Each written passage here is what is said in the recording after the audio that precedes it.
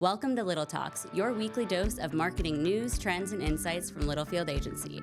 Grab your coffee, turn up the volume, and let's get into it.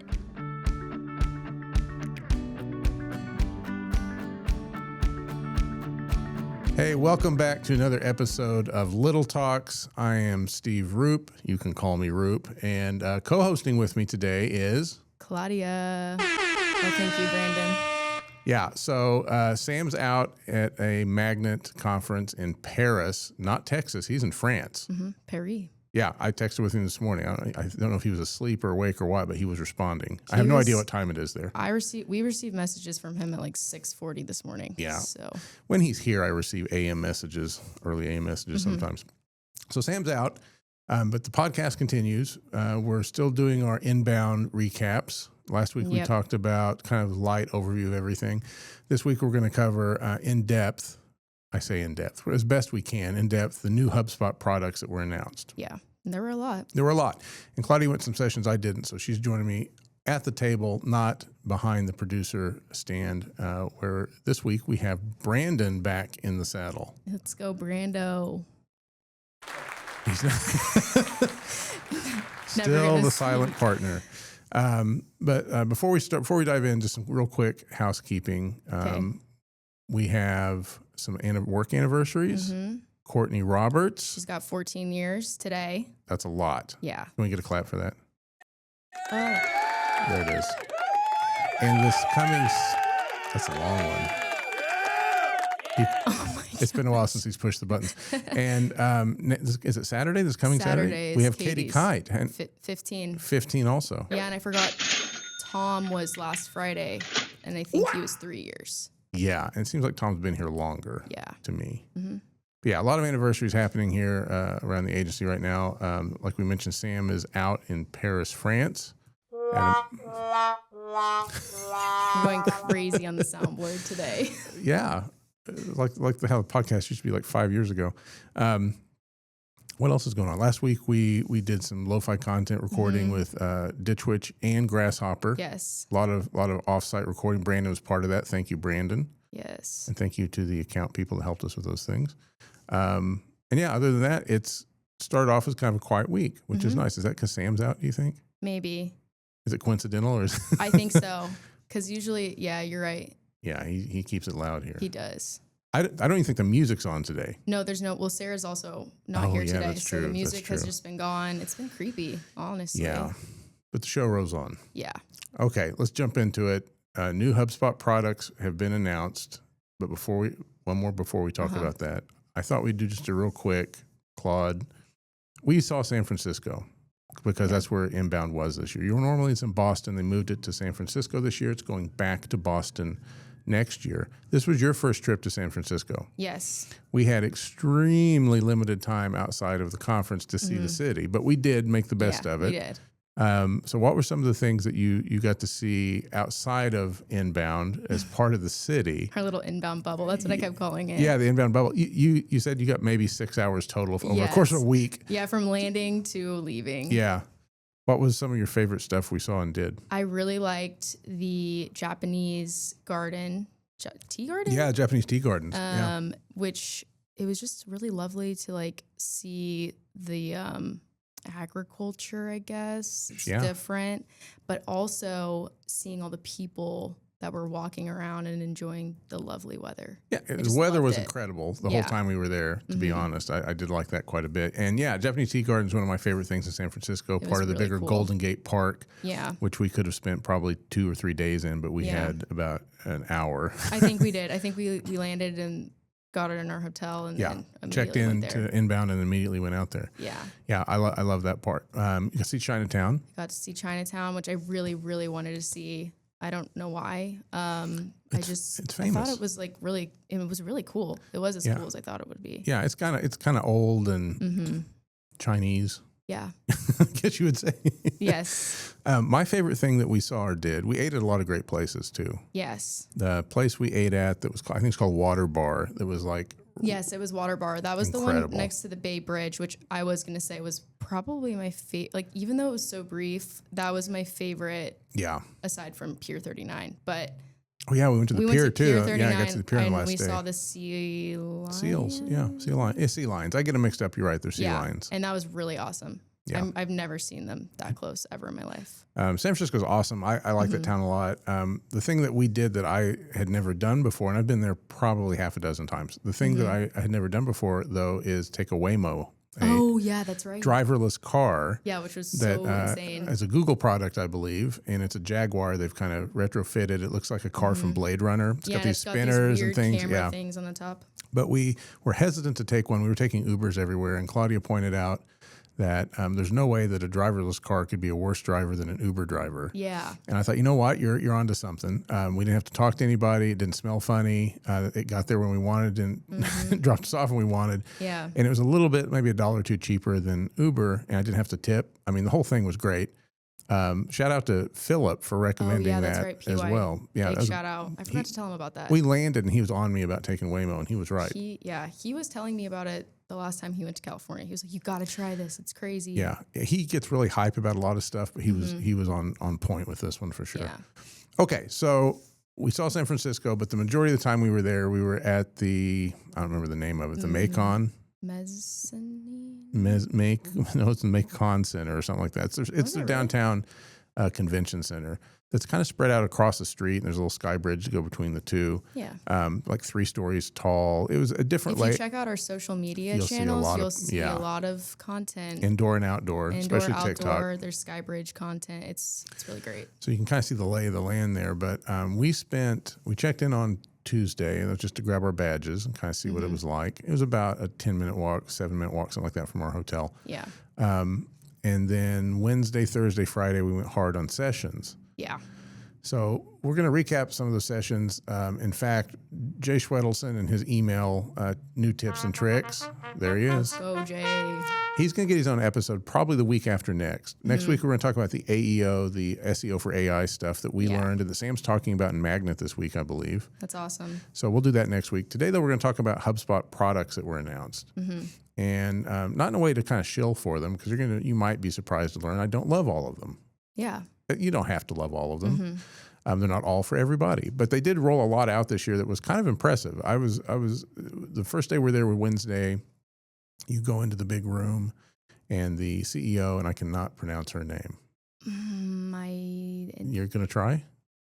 I thought it was oh boy, Emini. Sure.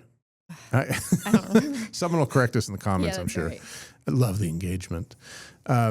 But she kicks it all off. Yeah. And then a product manager comes out, kind of walks, or head of product kind of comes out and walks through a lot of this stuff.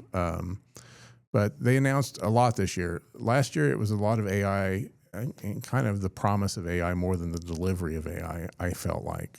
And this year, I feel like they really did kind of deliver on the AI promise of last year, finally this year.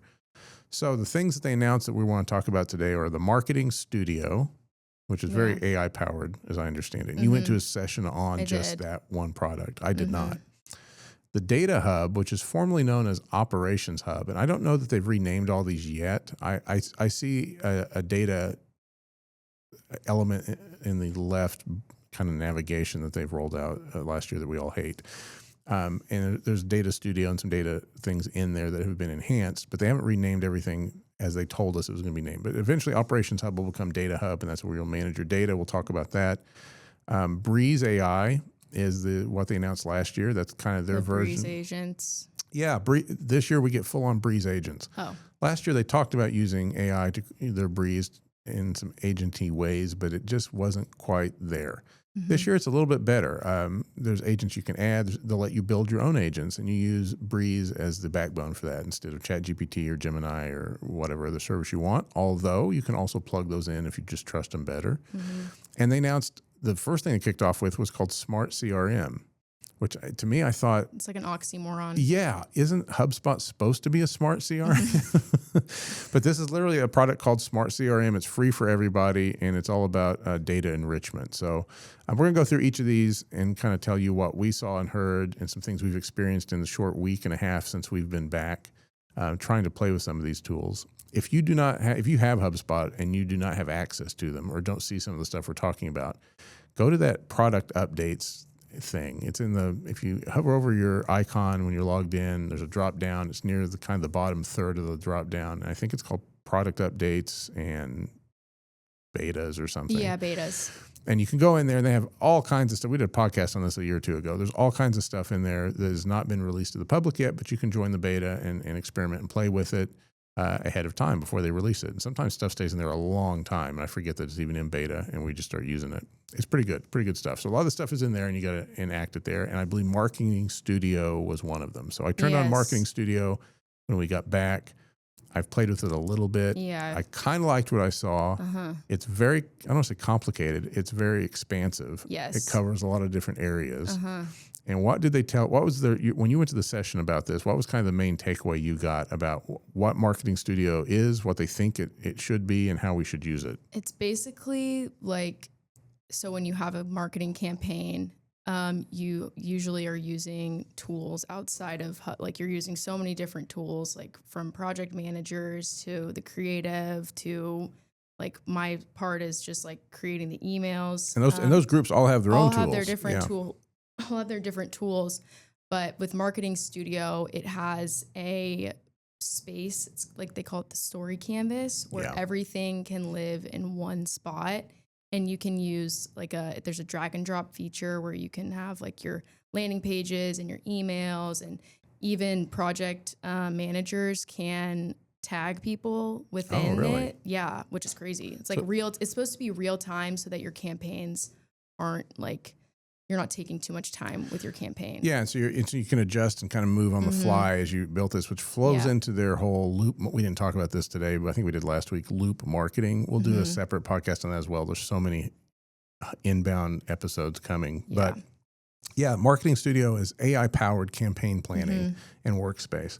And it's built for creative teams to work together. Yes. The thing I thought, and we turned it on, I played with it a little bit. They ask you to go through and kind of put your brand standards and styles in there and stuff. I like that part too. And you can see that within the story canvas too. Like you can constantly be pulling it up, and that way everything's just in one spot, which I like too. So that's a knowledge base basically in the AI world. So you're giving AI a knowledge base on what to operate from, some rules or parameters. And so you put those things in, and the thing I used it for us, just playing with it, was for social posts. Like what kind of social posts could you create for me real quick based on what you see here? And it went out, and I didn't give it a very good prompt or a very deep one, but it went out and created a 7 or 8 posts. A couple of them pretty good, stuff I didn't even think about. Yeah. I'm trying to remember what one was, National Podcast Day or something. Oh, yes. It was giving you suggestions with that. So it'll create an image for you. It'll create the copy for you. It'll tell you the date you should publish it, and it'll format it for all the different channels you want to format: LinkedIn, Instagram, TikTok, YouTube, whatever. And then you can add it to your social calendar and edit it, make it part of a campaign through campaign tagging. Yeah. And so if you've got an email going out about that, let's say for Podcast Day, you can have an email going out, the social campaign going out. You can run ads off of it. Yes. And I think you can do some like blogging and landing page type stuff as well. Yeah. So it all happens within Marketing Studio, which is great if you don't have like bigger, better tools to use, which most agencies probably do. So I want to use Marketing Studio because I love the promise of the ecosystem and how it all works together and reports together too. And like I said, the AI is way better now. Yeah. Like it does a pretty good job. But most of us have, designers that want to use Photoshop and Illustrator and look up images on their own. And I get that. That makes way better sense. Project managers at most agencies, big and small, have some sort of project management tool already. So I kind of wish that this would evolve into something that could plug in those existing resources and tools into their system versus, hey, let's abandon those and go to this system. Yeah. If you're a small marketing team somewhere, like a 2 or 3 person group, 1 person group, and you have access to HubSpot Power, this is fantastic. Yes.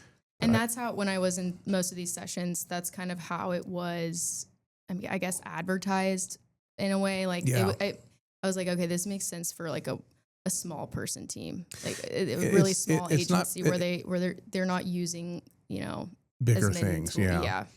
It was a really weird one because I'm gonna give this one a B+. We're gonna grade everything, by the way. I'm gonna give this one a B+. I really liked it. I think it's really neat. Yeah. I think it's still got a little bit of evolution to quote get there, and I'm sure it will. But the concept's really good, and the concept ties into some other stuff we'll talk about in some future episodes around loop marketing. Is there anything else you want to say about Marketing Studio? No, I mean, well, I did also like the idea of, and you kind of mentioned it with the social posts, like you can, AI can generate content, and I guess I could get into that on an email marketing podcast, but there's like AI generated content for your email. So like if your designer does use Photoshop or whatever to create the email, I don't know what we use, I guess it's Adobe. XD. Like if you can get an XD file and then put it into HubSpot and it will generate that email. You can import design files and create templates, which is really, really neat. We need to play more with that too. Yeah, which I was like blown. My mind was blown. Yeah, the crazy thing about most HubSpot products are there's a lot of really cool stuff, but they don't always. It's kind of hard to find. Like the feature or the button you click to do the cool thing is like, takes up half of 1% of the screen. I think is weird. Yeah. So that's Marketing Studio. The next one we're going to talk about is Data Hub. And like I mentioned, this is replacing the Operations Hub that currently exists. The concept here, and I pulled quotes from HubSpot's, or lines rather, from HubSpot's marketing on this to just kind of explain what these things are in their words. Data Hub transforms scattered data into actionable intelligence with AI-powered data management. It combines data, enhances data quality automatically, and activates customer intelligence across your entire HubSpot platform with AI-powered ease. A lot of AI in there, which is good because that's one of the things AI is great at is managing and cleaning and pushing around data. Yeah. So I have played with Data Hub quite a bit in the last week. One of the kind of early things that they showed is like you can connect to anything now. Like, and it's called Data Studio, and you go in there. And literally, there's just a list of options that you want to grab. And I was like, okay, I want to connect to Google Sheet. There's an option for it. That's okay, so I want to go connect this Google Sheet and pull in all the columns and map them to an object I have already in HubSpot, like contacts or maybe custom dealers or whatever you want. And now I've got a sync. So whoever's using that Google Sheet can continue to use the Google Sheet as a source of truth, and we're just pulling in from it, which is fantastic. They also have some data options in there that allow you to clean the data. So if you've got a lot of duplicates or malformed emails where someone's typed Gmail instead of gmail.com, which I do a lot, it knows there's no gmail.com. They probably meant Gmail. It'll clean that up for you. It'll format phone numbers. There's all kinds of stuff. It's really, really good. So if you're into data or that's your kind of your bag when you're dealing with HubSpot, the Data Hub is legit. I think it's good. I think it's a great update, and I think more is coming from that. I'm going to give Data Hub an A-. Yeah, and I sat it because Data Tub wasn't really like my forte. Did you call it Data Tub? Data Hub. When you were getting excited about it and we were like crawl in the Data Tub, get cleaned up. That makes sense, actually. They had these booths set up at Inbound where you could like go to each new, what do you call it, like products. Yeah. And they had all these people like you could learn and whatever. And we went over to the Data Hub area. Oh yeah, we got a free shirt, I think, or something. Yes, yeah. And I was like, I'm not I gave as it to familiar. Philip. Oh, you did? I did. Good for you. I gave mine to Jackson. Okay, cool. Anyway, I did in my session that I was more excited about the Marketing Studio part. I was hearing all of the things about Data Hub, and I thought it was so cool that it seems like legit. Yeah, if you have had to deal with webhooks to get data into HubSpot in the past, you can still do that. But like they've come some way easy. If a moron like me can figure out how to get data into HubSpot, they've really cured the problem. Yeah. So anyhow, that's a good one. I think it'll continue to evolve, but it's great right now. Yeah, I'd give it an A. Okay, all right. Breeze agents. So the next one we're going to talk about, the third of the fourth. We're going to edit that, right? I can't. No, Philip. Oh, damn it. Brandon says no, not even Philip. How drunk am I today? A little bit. The third of four products we're going to talk about are Breeze agents. This is what HubSpot says about those. Breeze agents are always-on teammates. They work across marketing, sales, and customer service to handle repetitive stuff while you drive the strategy. And it's an evolution of Breeze AI integration. Did you encounter anything with agents, or have you seen anything with the agents inside our portal? Not really. Because last year when AI or it was called Breeze, right? Just Breeze AI. Breeze AI. I kind of played around with it last year. Mm-hmm. I didn't really know much about it, and then I was kind of disappointed. Right. So when I see Breeze, you associate it with failure. Yeah. So I haven't really dove into it. I don't know. I'm the same. It's hard. The thing I really wanted Breeze AI to work for, because I think it's difficult to put together analytics charts and tables and reports in HubSpot. To me, it is. And so when they announced Breeze AI last year, I was like, great, I can have AI do this. I can say, I just want to see a table and pull in all my blog posts with traffic and show me the top 10 and what their second page they viewed and all the stuff that you can do in Google or anywhere else that does analytics. And it didn't know how to do it. It was like, nah, sorry. Or do a really crap job and pull something off the shelf. So I also kind of had given up on Breeze. Breeze agents, though, are a little bit better.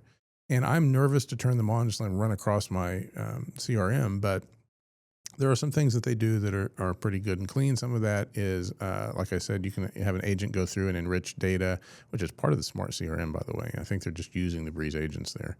But there are cases where I can see you would want to build maybe your own agent to do XYZ inside HubSpot.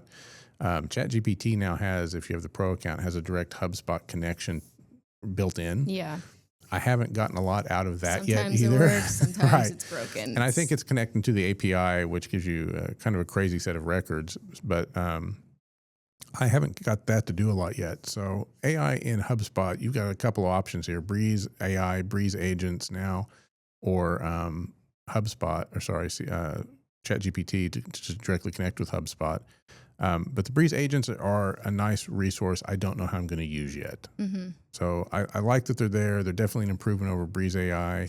I'm starting to think, so there's a feature where you're able to get analytics on your email, and it's supposed to give you like a thumbs up if it's insightful. Oh, you were excited about this when you saw it when we were there. I was excited about it, but I'm starting to think that maybe we needed to turn something on for it to work because it's not working. Or maybe train it a little bit better on what we wanted to do. Yeah. Like some of the stuff, I was so excited when I got back, and I will give HubSpot a B for that overall because like some of it's just not working right now. But it's also only been like a week and a half. So I haven't really. I will say we have access to more of the things they announced this year earlier than we have in the last 3 years I've gone. Usually you're waiting months for this stuff to roll out and you forget they even talked about it. They were really pushing and just saying over and over again, like we're really going to try and get this out for everyone immediately. It's out there today. And I was like, I've heard that before, but they really did this time. So Breeze agents, I'm going to give that a B+. I think it's got lots of room to grow. My head just isn't quite where I can come up with a use case for yet. I'm sure everyone listening is like, we know exactly how to use it, but not me yet. The last thing I want to talk about is the Smart CRM. And this, like I said, is free for everybody. So if you have a HubSpot account, this is baked in. You might have to turn it on. I think it might be one of those beta things to turn on. HubSpot's Smart CRM unifies structured data, unstructured conversations, and external signals, giving teams the complete context to know what matters and act on it. That's how they promote it. So what it really means, it's a lot of data enrichment. So the Smart CRM, for example, can take, I kind of showed Sam how some of this works and turned it on for him. Smart CRM lets you do smart properties. So if you have a contact record, you know that person's name and email address, and that's all you know about them. If you have the Smart CRM turned on, it can enhance that record by saying, okay, I know their email address has this business domain, so this is their website, and this is where they work. It might be able to even say, oh, that they have a LinkedIn page here. Oh, this is their title. Let me pull that data in. Oh, they're this business and publicly traded, so I know they made this much money last quarter, and these are the industries they work in, the verticals. So it kind of takes an email and can really give you a lot more information and data around that one email or that contact or business, the company records. So the company records are really spiced up with this thing. And I honestly, this thing works great. Like I'm going to give it an A. Awesome. Yeah, from what I've seen so far, it is good. Again, though, isn't that just what the CRM should do in 2025, 2026? Yeah. Be smart and do this sort of thing. But I liked it. It was easy to turn on. It was easy to kind of imagine, what would help Sam in sales, or what would help us kind of better segment these audiences if I just knew XYZ. And it's not perfect. It's not going to pull everything for 100% of your records, but it's pretty good. Like Yeah. it was really kind of nailing it as we tested and played with it. Yeah, that's awesome. And then one last thing, which didn't really fit under any of these, probably under maybe Data Hub or Smart CRM. Something else they rolled out that I think has huge future use implications, but I also have not. I was talking to Mike at Grasshopper about this. I don't yet know like a good case study for it. You can now use in workflows, you can pull over an AI widget. Oh, yeah. So you can go through a workflow and have somebody fill out a form or click a CTA or whatever you want. And as part of that workflow, you can pass the data off to any AI you want. Breeze, Gemini, OpenAI. You just connect them with your API token. And then you can get responses back from that AI. So cool. I don't know, like that kind of opens everything up to me. Like that's really, really big. But I don't know what to do with it yet. Like I'm still kind of trained to think about how I use the CRM and how I use HubSpot. I'm kind of dying for a situation to come up where I can try it. I've played with it some. It works. It's really nice. It can kind of pass some data off to AI, have it analyze that, pull back some results, or whatever you want. But a lot of the things I thought, I'd use this for is what Smart CRM already does. It already enhances all my records, or what the Data Hub does. Like there wasn't a lot there where I was like, I can see where I would do this because it already does that, the stuff I thought of. So I don't know where that's going to go, but it's worth noting. It's a super, super dope addition to workflows, which are really the lifeblood of the CRM. Yeah. What did we forget? I don't think anything. Nothing. I know, but the weeks go by, I'll remember have more. Some stuff. So next week, we're going to talk about AEO, Answer Engine Optimization, or AI Engine Optimization. Yeah. A lot. It's going to be a huge topic for us for a long time. Sam's, I believe, talking about that to the Magnet Group in Paris this week. So he'll have a lot of insights as well. That'll be next week. The week after, we're going to cover our boy Jay Schwedelson. Let's go. And he gets his own episode. He's not going to be on the episode. I want to be clear. Oh, maybe. But we're going to get Jay back. Yes, we will. But we want to talk about, he had some new insights that I thought were pretty cool and some new things to look at and some things that have changed since we last kind of covered email topic. And that's it. So that's the next couple of weeks. And then I'm sure some more stuff will pop up after that, but that's what we know about for now. By the way, if you're watching this, Claudia and I are wearing black hooded sweatshirts that say whatever on them. Where did we get these and why, Claude? We got them, there was a meetup at HubSpot inbound. And the Guru Media Hub. And the first 400 people who entered got a free sweatshirt. And we were like number 300, I think. Oh, yeah. Yeah, we got right in there. We did. And we also played some games. It was carnival themed. Got free stickers we brought back to the agency. Stickers. It was a good time. Got a pick with Jay. Yeah. Yeah. You won a gift card up on stage? I did win a gift card. I answered a question and got a gift card. Answered English slang? Yeah. Yeah. It was British. British slang, something. yeah. I can't remember the word, but so anyhow, today Claude thought for this Claudcast. That's also what we're supposed to call it. The podcast, the Claudcast today. Yeah. That we would wear our matching whatever sweatshirts. So this is for you, Jay. We're wearing them for you. And we will be back next week with Sam and more insights from Inbound. Let's go. Adios. And that's a wrap. We hope you found a spark of inspiration for your marketing strategy. Don't forget to subscribe and follow us at Littlefield Agency to keep the conversation going. Catch you next time.